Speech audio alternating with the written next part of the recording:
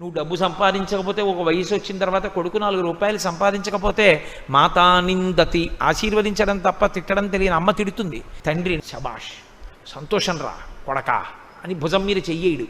నాభినందతి పిత భ్రాతా న సంభాషతే, అన్నదమ్ములు పలకరించరు. భృత్యక్కుప్యతి, సేవకుడిని పిలిచి పని చెప్తే చెప్పేవలేవా 5 పైసలు ఇవ్వలేవు అని వాడు కోపం వస్తుంది. నానుగచ్చతి సుత, తండ్రి ఇంటికి వస్తుంటే కొడుకు బయటికి చెంబుతో నీళ్లు తేడు కాళ్ళు కడుక్కోమని. నానుగచ్చతి సుత కాంతాపి నాలింగతే, భార్య కూడా ప్రియమార కౌగలించుకోదు. కాబట్టి అర్ధప్రార్థన శంకయాన కురుతే సల్లాపమాత్రం సుహృత్, ఆయన సుహృత్తు, చాలా మంచివాడు. అందులో ఆయన యందు దోషం పట్టడానికి ఏం లేదు. చాలా మంచి స్నేహితుడు మా రామకృష్ణారావు. కానీ ఎన్నాళ్ళు ఇస్తాడు? కనబడ్డప్పుడల్లా డబ్బు అడిగితే. అందుకని ఇలా వస్తుంటే బాబాయ్ మళ్ళీ ఏమైనా అడుగుతాడేమో అని అలా పోయాడు. కాబట్టి అర్ధప్రార్థన శంకయాన కురుతే సల్లాపమాత్రం సుహృత్తు తస్మాత్ నైతికమర్థమార్జన శృణు సఖే, సఖేవ స్నేహితుడా ఆర్జన చేయి డబ్బు, కానీ నైతికమర్థమార్జన శృణు సఖే, నీతి తప్పకుండా సంపాదించు. ఆ నీతి తప్పకుండా సంపాదించినదేదో అది నీ కుటుంబ అభివృద్ధికి కారణమవుతుంది. విత్తేన సర్వే వశాహ, నీతి తప్పకుండా సంపాదించిన డబ్బు వల్ల నీకు సమస్తము వశమవుతుంది. ఈశ్వరుడు అనుగ్రహిస్తాడు. ఆ ద్రవ్యంతో నువ్వేం చేసినా ఉపయోగపడుతుంది. కాబట్టి డబ్బు సంపాదించు, కానీ డబ్బు సంపాదించడమే ధ్యేయంగా బతికేస్తే ఇంక దానికి ఏమీ కట్టుబాటే లేదు. సంపాదించడం ఒక్కటే ధ్యేయం. సంపాదించేశావు, దానంత తేలికగా వెళ్ళిపోయేది, దానంత తేలికగా నీ యందు నిరాసక్తత ప్రదర్శించేది ఇంకొకటి లేదు. ఎందుకో తెలుసా? వెళ్ళిపోయినప్పుడు చాలా తేలిగ్గా వెళ్ళిపోతుంది.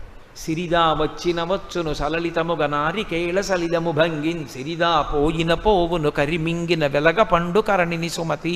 నేను ఎందుకు చెప్పాలి? ఈ కాకినాడ పట్టణంలోనే నేను ఈ ఊరు వచ్చిన కొత్తల్లో ఆయన దగ్గరికి వెళ్ళి ఓ పావుగంట కూర్చుంటుండేవాడిని అరుగు మీద. ఏదో మంచి మాటలు మాట్లాడుతుండేవాడు. ఎంత మంచివాడో, గొప్ప ఐశ్వర్యవంతుడు, అంత డబ్బున్నవాడు. ఏ నాటి చేసుకున్న ప్రారంధ కర్మో నమ్మి ఒక ఆయనకి షూరిటీ పెట్టాడు. ఆయన ఇటు వెళ్ళిపోయాడో తెలియదు. సర్వం నాశనమై ఆయన వెళ్ళిపోయాడు.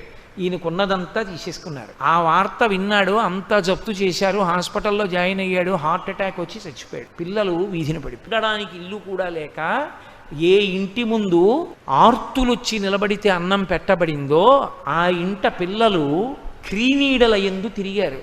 అంటే తమ యథార్థ రూపాలు కనపడకుండా ఇంటి గోడల క్రీనీడల దగ్గర తిరుగుతూ అన్నం తిన్నటువంటి ఒక కుటుంబం నాకు. తర్వాత తండ్రి చేసిన పుణ్యం, ఆ పిల్లలు వృద్ధిలోకి వచ్చారు, అది వేరు మాట అనుకోండి. కానీ ఐశ్వర్యం అనేటటువంటిది ఉండిపోతుందనుకున్నంత వెర్రి ఇంకోట్లేదు. అంత త్వరగా వెళ్ళిపోయేది ఇది అదొక్కటే.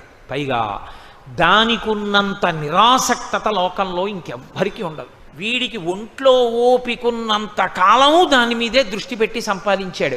ఎక్కడుంటుందండి? తీసుకొచ్చి కట్టలు కట్టి సంపాదించిందంతా కోట్లు ఇంట్లో పెడతాడేంటి? అదేమన్నా పరుప పేర్చి ఉంచడానికి? తీసుకెళ్ళి బ్యాంకులో వేయాలి. వేస్తే అది పాస్బుక్లో అంకెల రూపంలో ఉంటుంది. ఈయన చచ్చిపోయాడు, చాపేసి పడుకోబెట్టారు హాల్లో. బ్యాంకులోంచి ఒక్క కట్ట పైకి దూకి, అరే ఎంత జీవితం, ఎంత కష్టపడి సంపాదించావురా మమ్మల్ని అని బీరువాలోంచి ₹1 కానీ, ఆయన పరుసులోంచే ఒక ₹10 కాగితం కానీ దూకుతుందా పైకి? అది ఎవడు తీసినా, ఎవడు చేత్తో పట్టుకుంటే వాడిది. అంత తొందరగా జారిపోయేది లోకంలో ఇంకోటి లేదు.